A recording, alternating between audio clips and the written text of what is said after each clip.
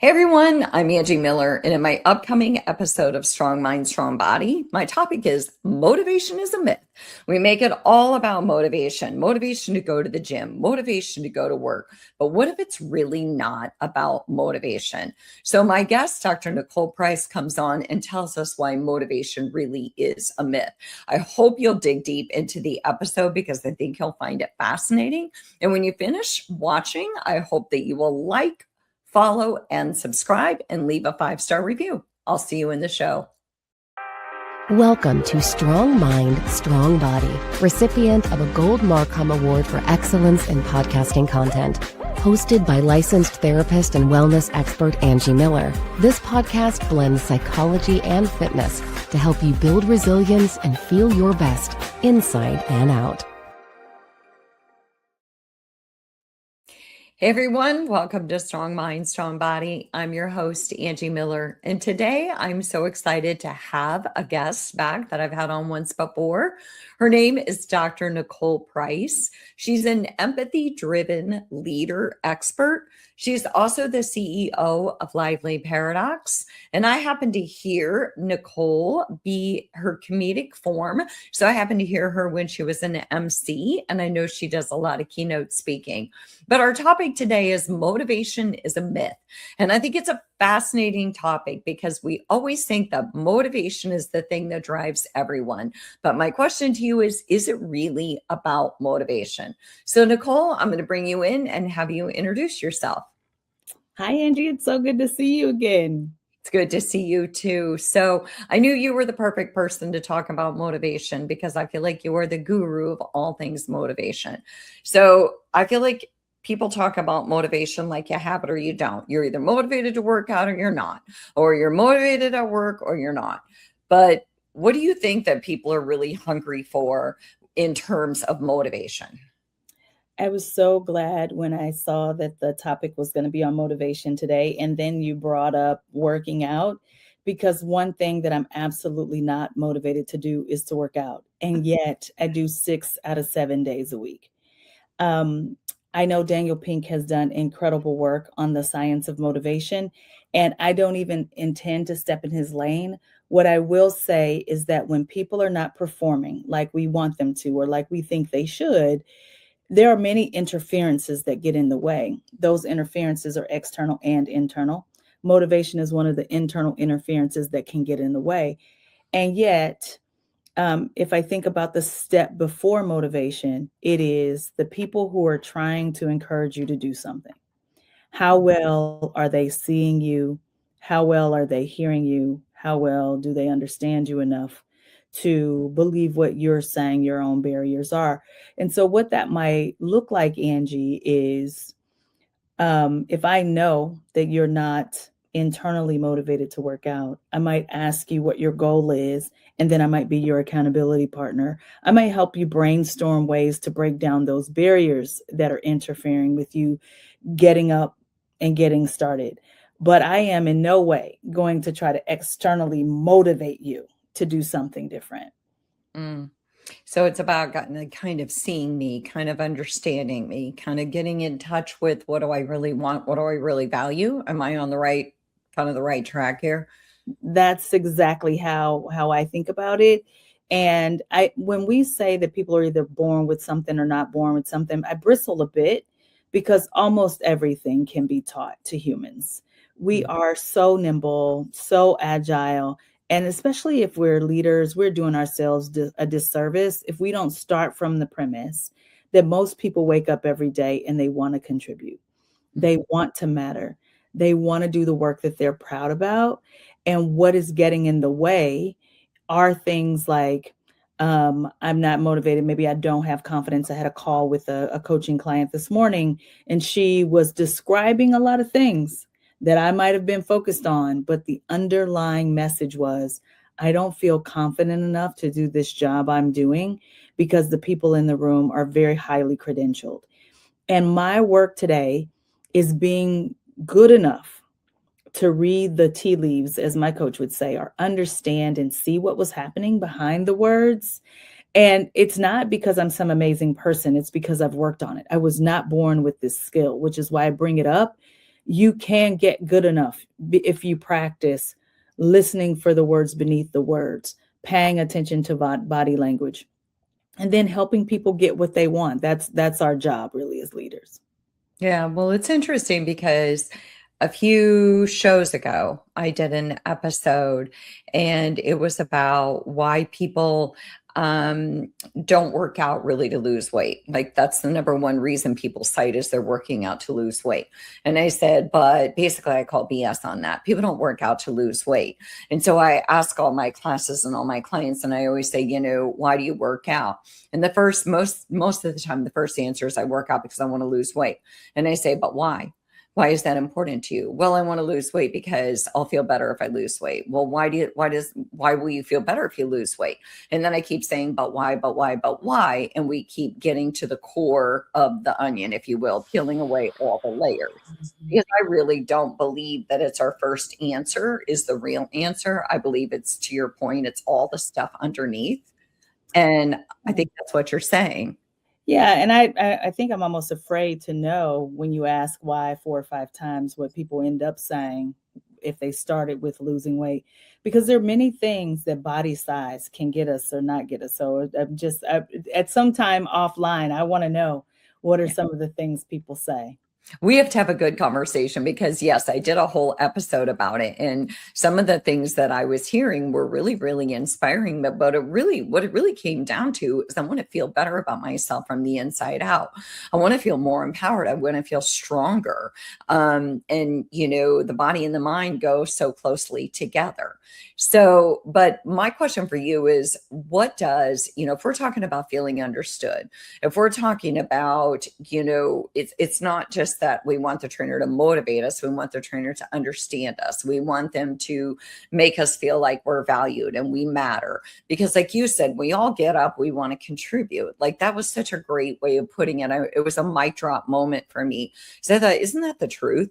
None of us wake up and think, I think I'm just going to be a crabby pants today and make everyone's life miserable. I think we all wake up and we go, I kind of want to matter. I want people to see me. I want to make a difference. And I was like, that's such a beautiful thing and such a beautiful way to put it.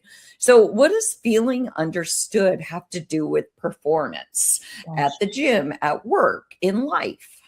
Oh my gosh, Angie, I think everything.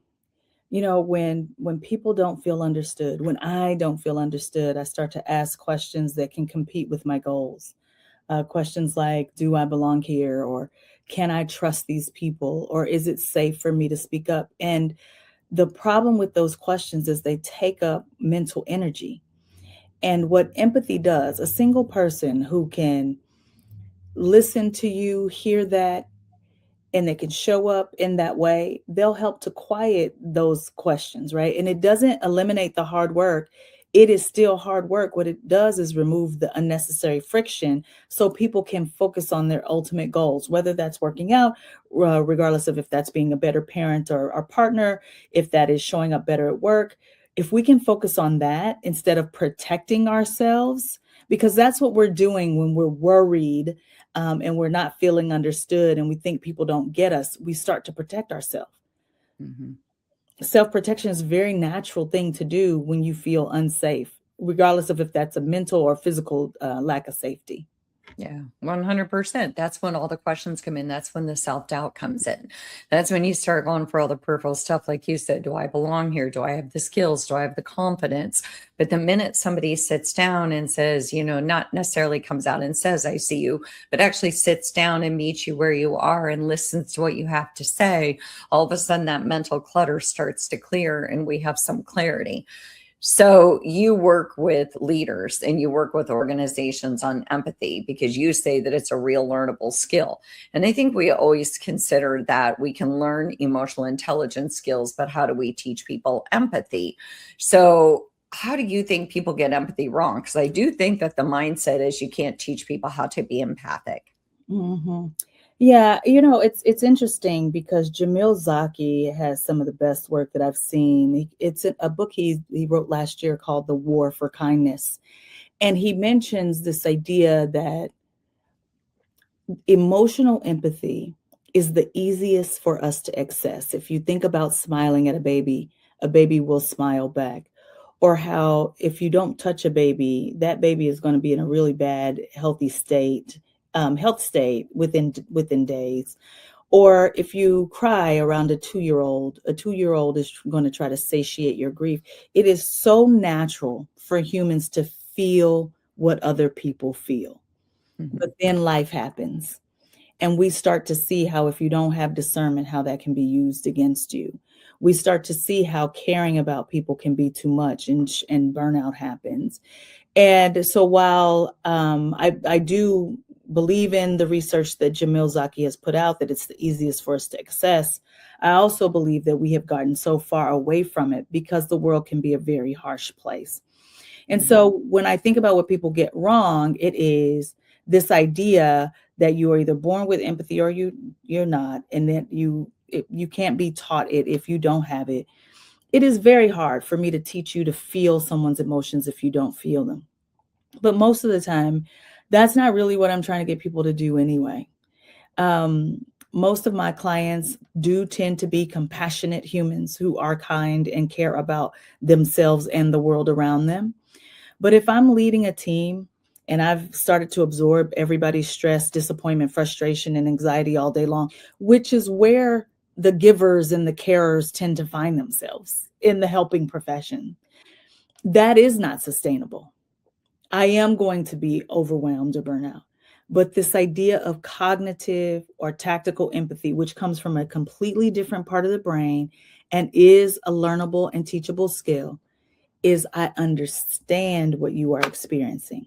While you might be in grief, I am not feeling grief with you. I am understanding what it's like to have a grief event so that I can ask better questions, so I can make better decisions, so that I can even hold people accountable in ways that truly acknowledge whatever it is that's real for you without lowering the expectation. And that kind of empathy doesn't create burnout, actually, it prevents it.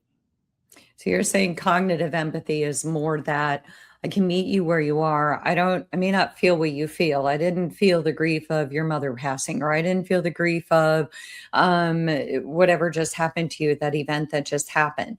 But I can understand that if you go through something like that, it's going to impact your motivation. It's going to impact the way you see the world.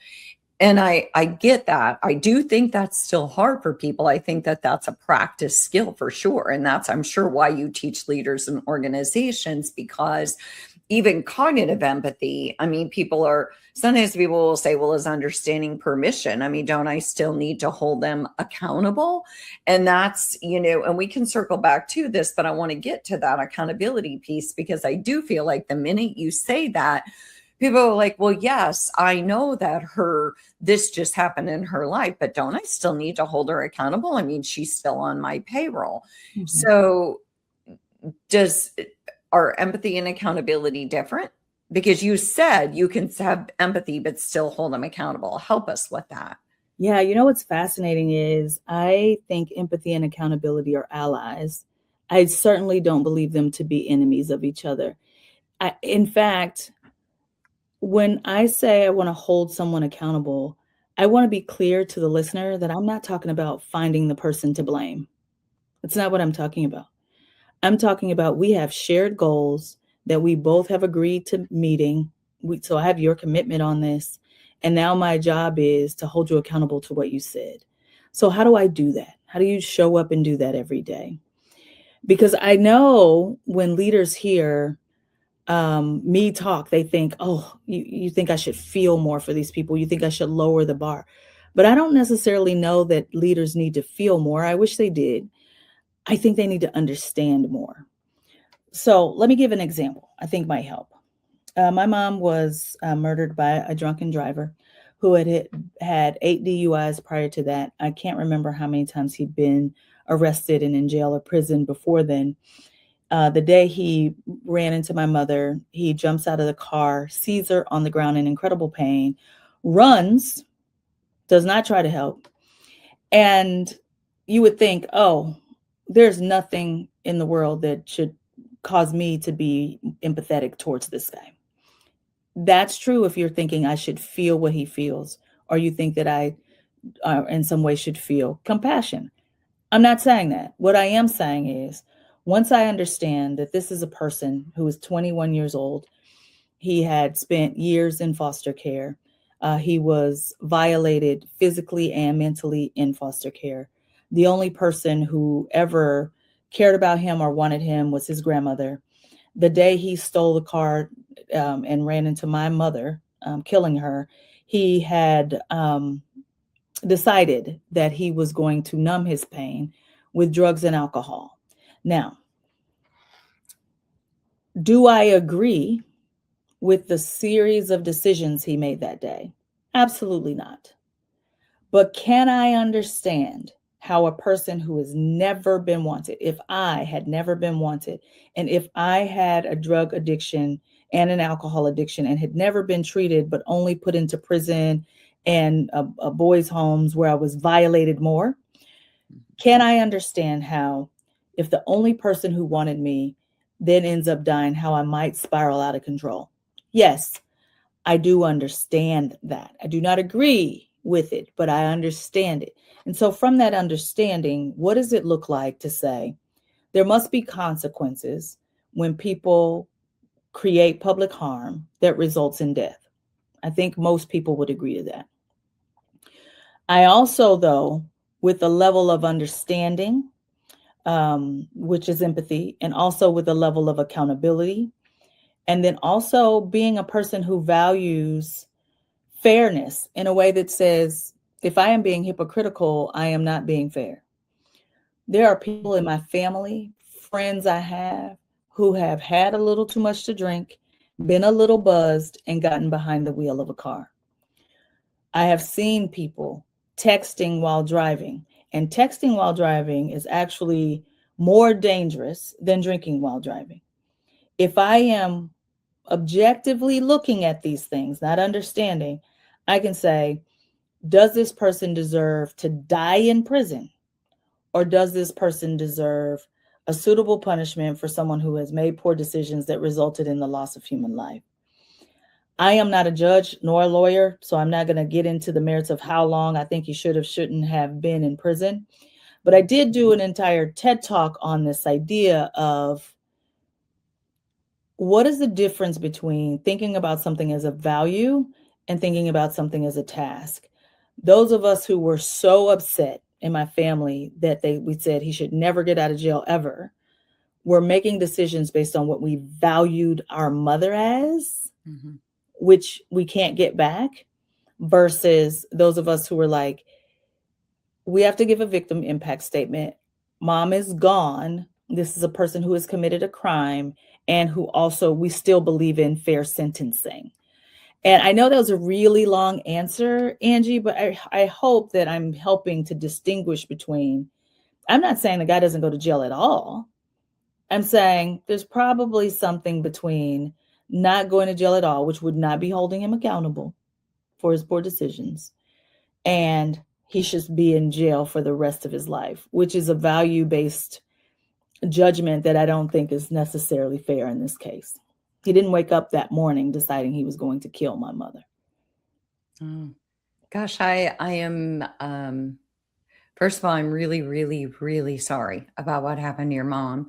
And I can admire that you can take a step back and that you can say, look, I can see it through two different lenses, because that is kind of what you're being able to do. You feel it with your heart, but you also see that, again, he didn't set out with malice. He didn't set out to cause harm to another human. He was a broken human who ended up making decisions based on his brokenness. So I appreciate you sharing that story. And to answer your question, 100%, it gave value to everything you're saying. I will do a short version of my own mother. My own mother died in hospice care. My own mom had dementia in the end stages. She was supposed to be a two-person handle, if you will. And the hospice worker gave her a bath without a second person. And my mom ended up slipping and falling and breaking a hip and breaking things. And it went from there, and she was passed within a few days. I had family members who wanted to sue hospice. I, as the primary caregiver, said, absolutely not. Hospice doesn't wake up with the intention of causing harm.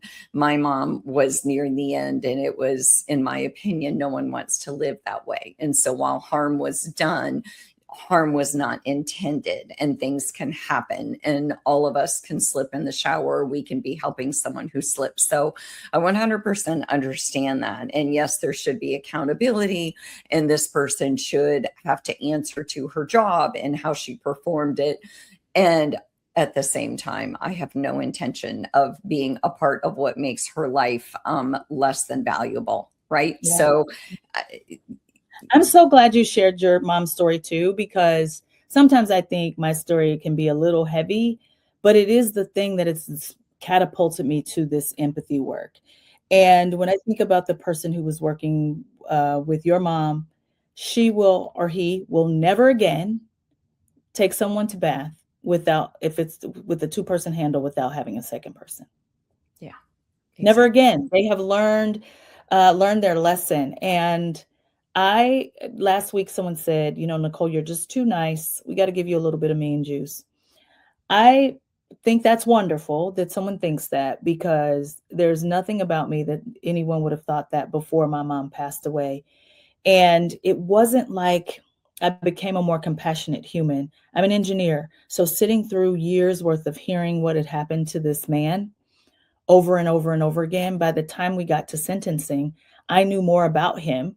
I had a greater level of understanding, which Yeah. is just more empathy than anyone else in the room, including his own legal counsel. And that's what we each have to work on. We have to be careful of the danger of a single story, as Chimamanda Adichie would say. There is no single story. All of us are complicated humans just trying to make it through life every day. And I love it when people say, well, what do we do to hold these people accountable? Because I can tell the story of Jonathan Ross, who made horrible decisions one day that resulted in the death of my mother. He and I had nothing in common.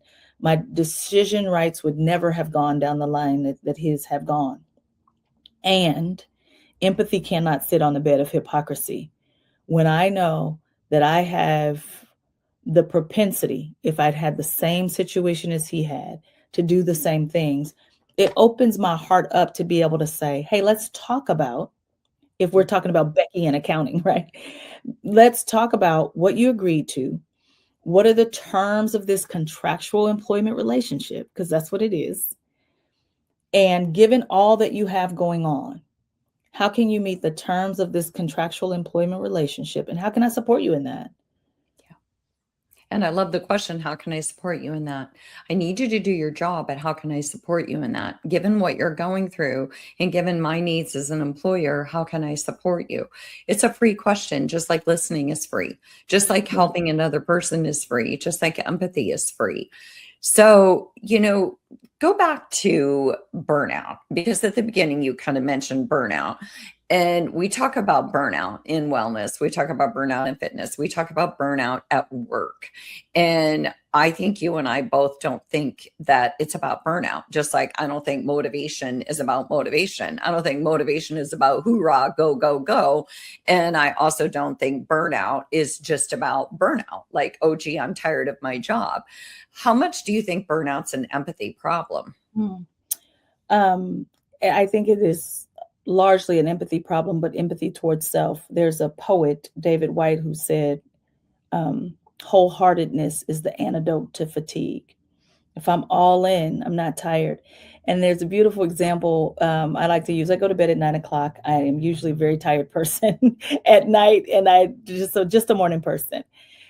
But it let you call me and say that you have tickets to my favorite musician or artist, and it's front row seats, and I'm never going to get this opportunity again. You want to see how excited I get and how my wholeheartedness goes up all of a sudden? That is because tiredness, it depends on what it's about. And so what does that have to do with work? What I like to ask people to do as it relates to their work or any other goal that they want to achieve is to think about their own values and how closely do they get to live in accordance with their values every day doing that job. Because if you are far outside of alignment with your own values and what you love to do every day, it is going to burn you out. You are going to need a thank God it's Friday. You are going to suffer on Sunday afternoon when it's time to start thinking about Monday morning. That's just part of it.